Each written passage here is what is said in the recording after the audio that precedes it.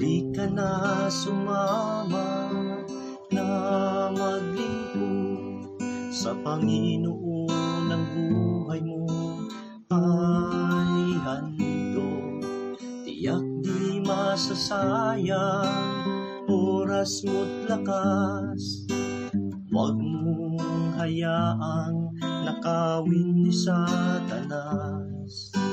Tayo na't magsama para sa Kanya, itaguyod at isulong ang gawain niya. Dalawa ay mainam kesa sa isa, lalo kung tayo'y magsama-sama. Ating tuparin ang kalooban niya, ihayag ang dakilang ngalan niya.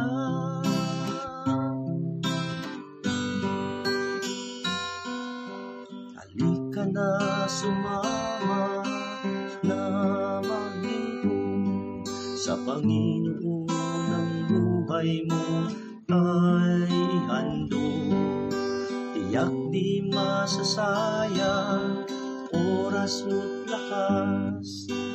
Huwag mong hayaang nakawin ni Satanas. Tayo na't magsama para sa Kanya, itaguyod at isulong ang gawain niya.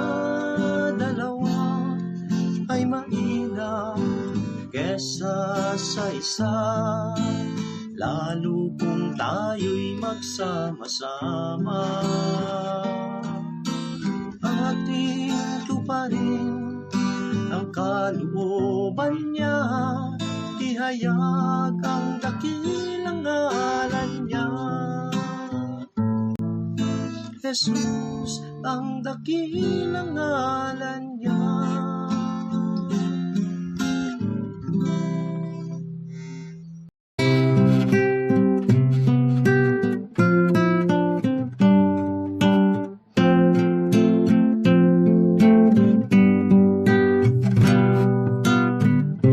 Shadows deep, I once did dwell, a captive soul, bound by the spell of sin and darkness, cold and deep.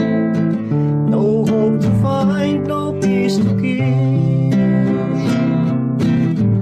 But then he came, a shining light, dispelling darkness, making things right. Not I but Christ, my Savior true, His love and grace forever new.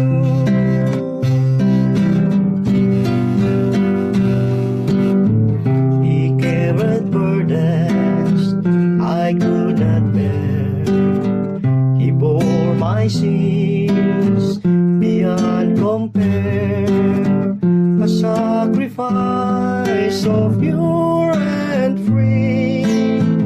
He set my soul eternally. But then He came, a shining light, dispelling darkness, making things right. Not I but Christ, my Savior true, His love and grace forever new. No longer I, but Christ in me, His power flowing wild and free.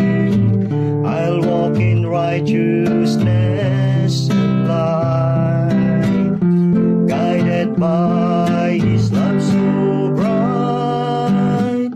But then He came, a shining light, dispelling darkness, making things right.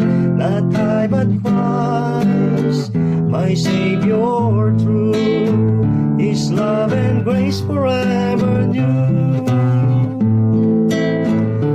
love and grace forever new. Not I but Christ my Savior true. Mapagpalang umaga po sa bawat isa. Isang maulan na umaga. At ingat-ingat po tayo lalo sa mga lugar na binabaha. Good morning sa ating po mga kapatid na kasama na natin. Tayo muna po'y dumulog sa Panginoon sa panalangin. Tayo po'y manalangin. Panginoon, kami po ay lumalapit sa inyo sa umagang ito. Nagpapasalamat sa inyo pong kabutihan at biyaya sa amin. Salamat po sa panibagong buhay at kalakasan. Hiling po namin ang inyong pong pangunguna sa aming pag-aaral, pagbubulay-bulay ng inyong mga salita, maging ang inyong pong pag-iingat sa bawat isa. Salamat po sa pagkakataong ito na kami makapag-aral ng inyong pong mga salita. Patawad anumang karumihan meron sa aming mga puso, ay po siyang maitaas at mapapurihan sa aming pong mga gagawin. Ito po yung aming samot dalangin in Jesus' name. Amen.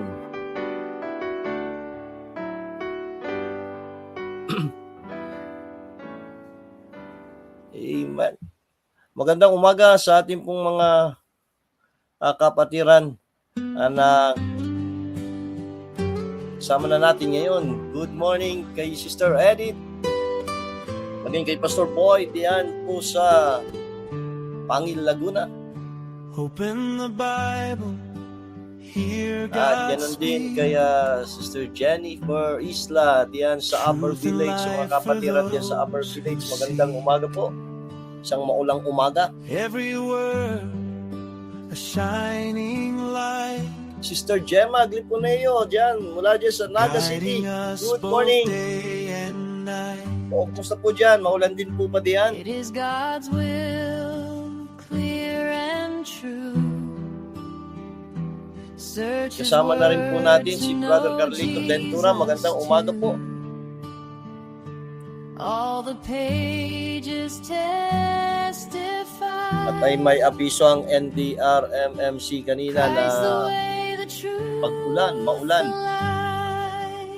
dito sa bahagi ng ang tawag dito, Cavite at saka Batangas. They reveal Christ faithfully. In His name life is given. Kay Sister Reggie, good morning. Eternal life. The whole Hindi naman pala maulan sa Naga.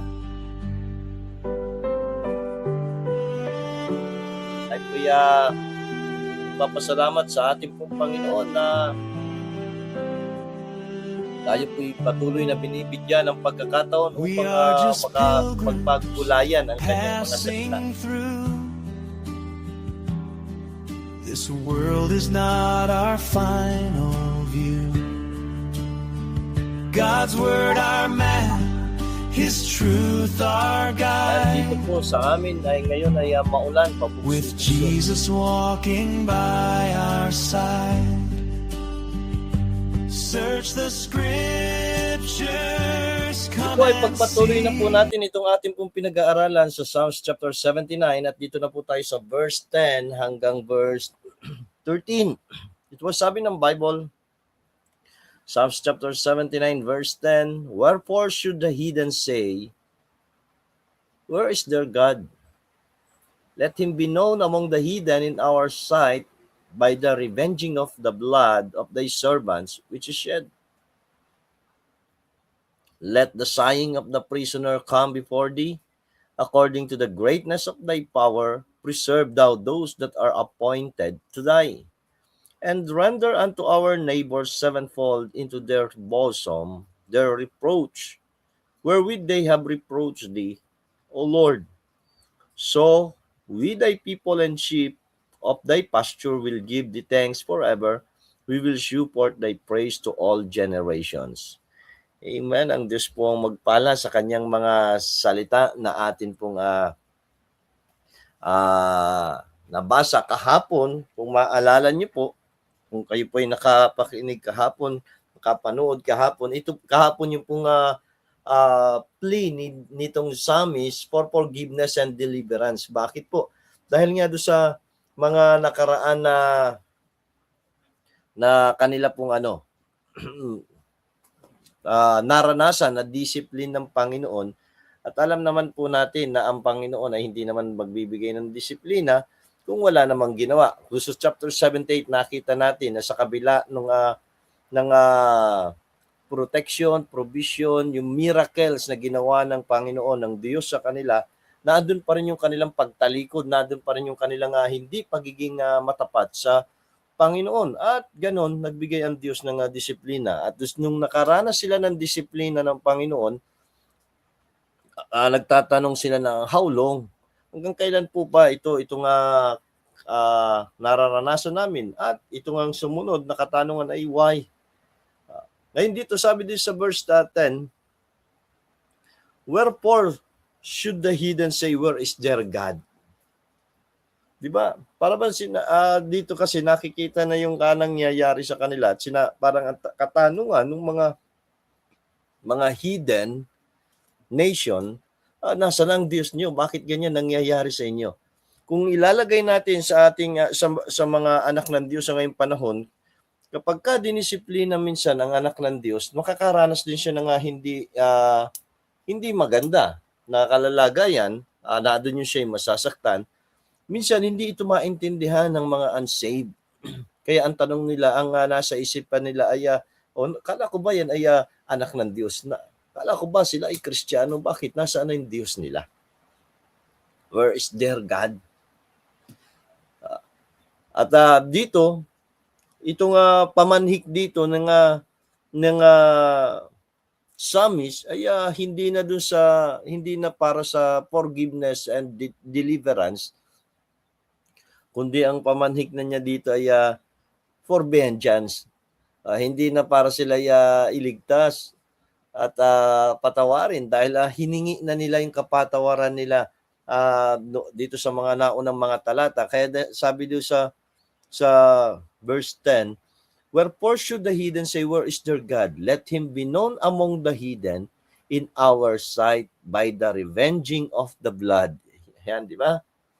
Sabi nila ang kagantihan, yung ganti sa dugo na nabubo by the revenging of the blood of thy servants which is shed. Sabi niya, nais nilang ipaalam dito sa mga bansa na ito. Kaya ano po yung paghihiganti dito na nais nila? Ano yung kagantihan? Yung kanilang plea for vengeance, ito po based dun sa extreme suffering na kanila pong naranasan. Nakaranas sila ng mabibigat na sitwasyon. Do sa chapter 78, maging yung kanilang mga priest ay talagang nangamatay. At dito, ito yung kanilang daing na sa Panginoon. Sabi niya, let him be known among the heathen in our sight by the revenging of the blood of thy servants which is shed. Kaya ano po yung basihan nila para bang ano yung nagiging batayan nila sa kanilang paghingi ng kagantihan na ipaghiganti sila ng Panginoon based on the extreme suffering na naranasan nila.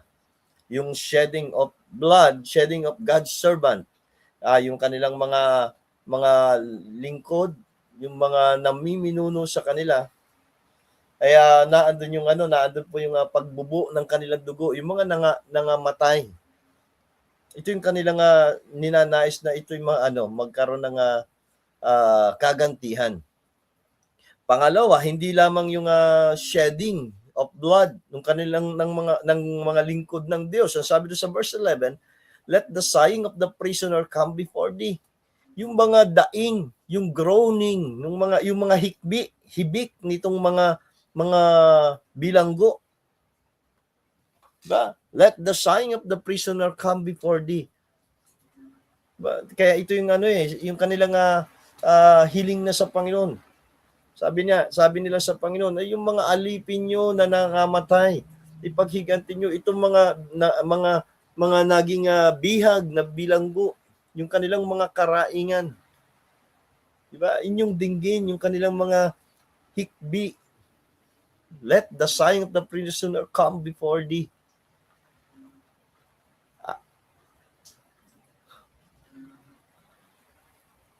According to the greatness of thy power, preserve thou those that are appointed to die. But according to thy greatness, to the greatness of thy power, preserve thou those that are appointed to die. Meron lang talaga mga hinatulan na ng kamatayan, pero anong nais nila dito? Panalangin nila sa Panginoon, ma-preserve sila. Ma-preserve. At sabi niya sa verse 12, and render unto our neighbors sevenfold their bosom, their reproach wherewith they have reproached thee, O Lord.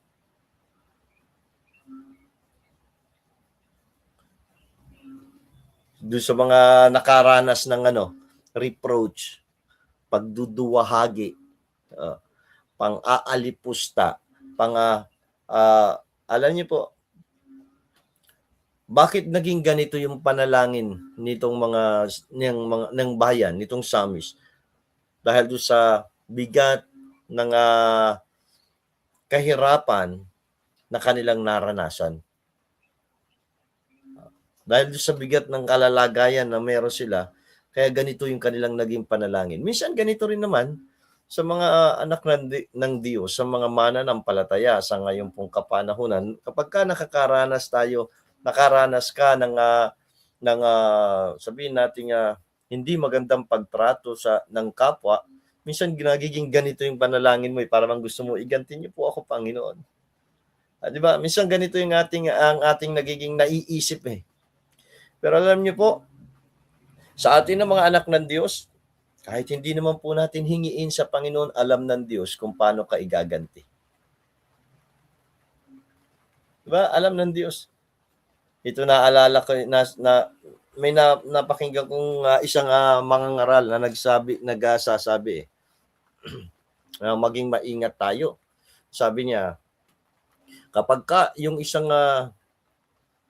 nagtuturo ay dumating sa atin ng sinasabi ay paninira sa kapwa, ay wag na nating pagkatiwalaan. Bakit daw po? Ang sabi niya, hindi yan galing sa Diyos. Di ba?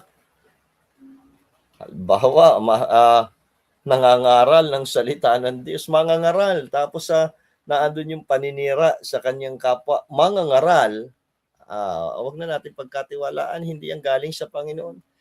Dahil sa mga mangangaral, alam natin na ang panawagan ng Diyos ay para ipangaral yung kanyang salita. Ngayon, sa ating mga anak ng Diyos, kung mayroong mga ma-experience tayo na hindi maganda na ginagawa ng ating kapwa, yan man ay hindi mananampalataya o mananampalataya, alam naman ng Diyos. Isang araw po siya rin naman ang gaganti sa ginagawa sa kanyang mga anak. Hindi na natin kailangan na tayo po yung mag-isip ng paraan paano ko ito makabawi dito. Hindi. Alam po ang atin lang gagawin, manatili na maglingkod sa Panginoon, maging tama ang puso. Maging tama lang yung ating puso sa Panginoon. At panalangin natin sa Panginoon. Manalangin lang tayo. At ang Panginoon po ang siyang gagawa. Dito, itong panalangin ay ito dito, pinakikita niya yung pinakita niya yung kalalagayan nila. Pero po, hindi na natin kagaya nito na sabihin na itong nangyari sa amin, nabubuo yung dugo ng mga lingkod ninyo, na may mga nabilanggo. Hindi na natin kailangan pang gawin ito sa Panginoon. Alam ng Diyos. ipagkatiwala na lang natin sa Panginoon. Opo. Kaya dito, yung plea for vengeance nitong bayan ay based dun sa kanilang extreme suffering. Bigat na sila nahihirapan na sila.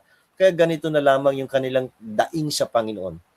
At hindi lang yon, yung kanilang pamanhik, panawagan sa Diyos para sila ay ipagtanggol o ipaghiganti, hindi lang based on the extreme suffering na kanilang naranasan, bagkus ay din po, base rin dun sa greatness of God's power.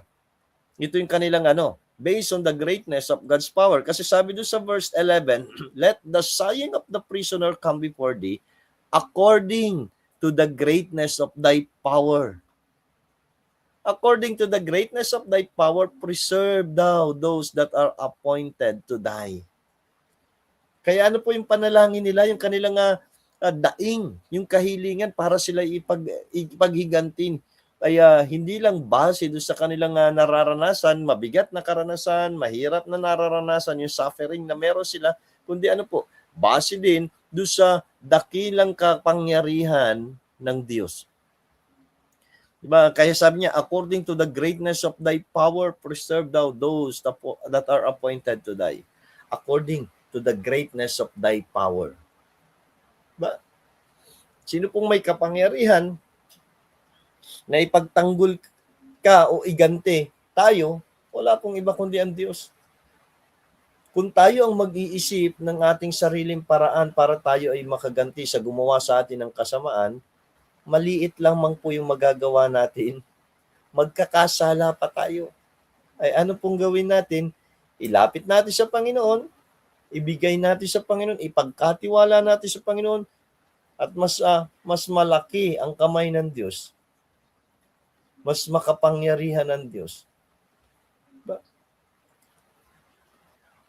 Kapag dito sa mundo, minsan umiiral ay yung kaparaanan ng tao.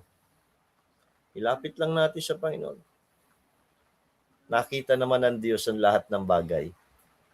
Kaya nga sabi dito, yung kanyang pakiusap, panalangin sa Panginoon, manhik sa Diyos, ay nakabase doon sa dakilang kapangyarihan ng Diyos.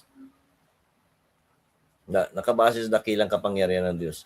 Kahit gaano makapangyarihan yung tao, kahit gaano kalawak yung kanyang impluwensya, kahit gaano karami yung kanyang kayamanan, kaya yang baguhin ng Diyos. Kaya yang baliktarin ng Panginoon. Sa Kanya natin ibigay, sa Kanya natin ipagkatiwala. Kaya kung naandun ka, nakakaranas ng extreme suffering at humihingi sa Panginoon ng kagantihan, alam niyo po, ang Panginoon kaya niyang baguhin yung sitwasyon. Kaya niyang baliktarin.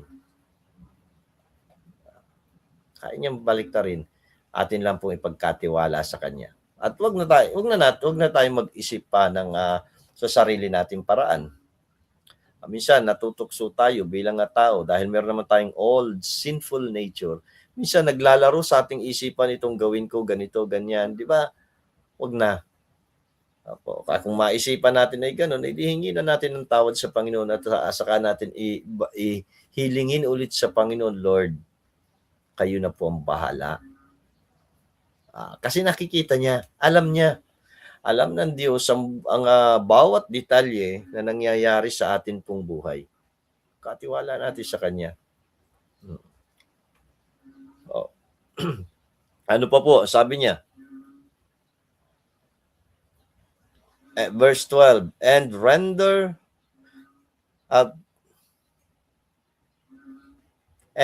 unto our neighbors sevenfold into their bosom their reproach, wherewith they have reproached thee, O Lord. So we thy people and sheep of thy pasture give thee thanks forever. He will shew forth thy praise to all generations. Ano pa po yung kanyang plea for vengeance, hindi lang based on the extreme suffering, based on the greatness of God's power, based on glorifying God's name. Hindi po para maibsan lamang yung kanyang sakit na nararamdaman, nadama, 'di ba? Kundi base sa ano po, para ano, mag-glorify ang pangalan ng Panginoon. 'Di ba? Sabi niya "So we, thy people and sheep," para kami na iyong mga tao, iyong bayan at mga tupa ay ano daw po, "Sheep of thy pasture will give thee thanks forever, and we will support thy praise to all generation." Para ikaw ay pasalamatan namin magpakailanman at aming maipakilala ang iyong kapurihan, ba? Sa lahat ng mga lahi, sa lahat ng henerasyon, sa lahat ng mga tao. Ba? Based on glorifying God's name, hindi para tayo ang mag-glorify, hindi para lang masiyahan tayo na tayo ay naipaghiganti ng Diyos, kundi ano po, para mag-glorify ang pangalan ng Panginoon. Kaya nga po ito'y laging paalala sa atin Ano man yung ating gagawin, gawin natin para sa kaluwalhatian ng ating Panginoon.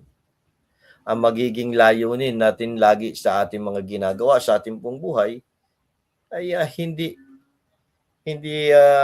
para sa ating sarili, kundi para sa kapurihan ng ating Diyos. Yung ating yung ginagawa natin sa ating buhay spiritual, buhay pananampalataya, yung ating buhay sa loob ng iglesia para sa kapurihan ng Diyos.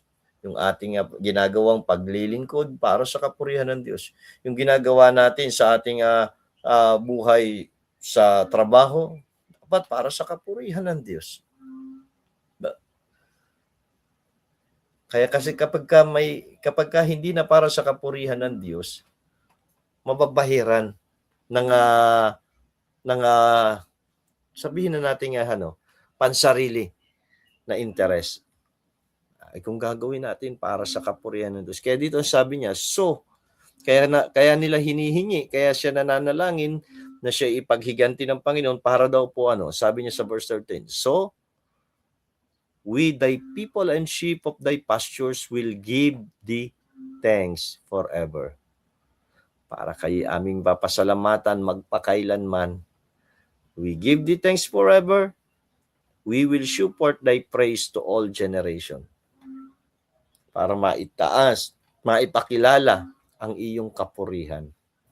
At sino po ang magbibigyan ng kaluwalhatian? Ang Diyos, ang ating Panginoon. Kaya ganito yung kanilang panalangin. Ganito yung kanilang pakiusap sa Panginoon. Paghiganti niyo kami, Panginoon. Kaya dito'y paalala din sa atin bilang mga anak ng Diyos. Na sa lahat ng ating ginagawa, maging sa ating mga hinihingi sa Panginoon, pinapanalangin, dapat ang magiging layunin para maipakita ang kapurihan ng Diyos.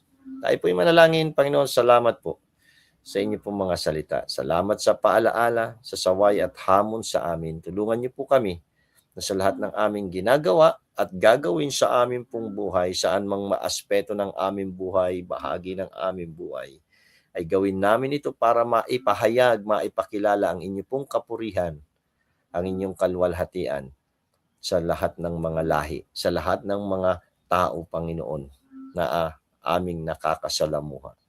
Dalangin ko po ang inyong pong mga anak ay ingatan, lalo pong ang mga anak nyo na nasa mabababang lugar at maaring bahain, maabot ng tubig dahil dito sa pabugso-bugsong ulan, Panginoon, dulot ng bagyo, ay ingatan sila, Panginoon.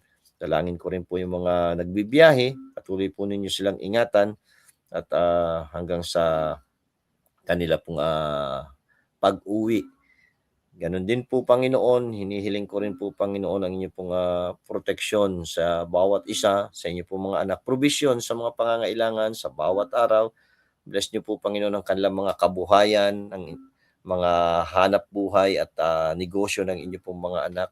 Bless niyo rin po, Panginoon, ang inyo pong mga lingkod na inyo pong na tinawag at ginagamit sa inyo pong gawain, kanilang kalusugan at pamilya, ay inyo pong pagpalain at ingatan. At dalangin din po namin ang inyo pong pangunguna sa amin sa buong maghapong ito. Kayo po nawa ang mahayag, maipakilala ang inyong pong kapurihan sa amin pong mga buhay. Maraming salamat po. Kayo po ang siyang makita sa amin pong mga patutuo. Ang lahat ng ito ay aming sama at dalangin sa pangalan ng Panginoong Hesus. Amen. Amen. Magandang umaga po at They lead us to eternity. nakasama ngayong umaga.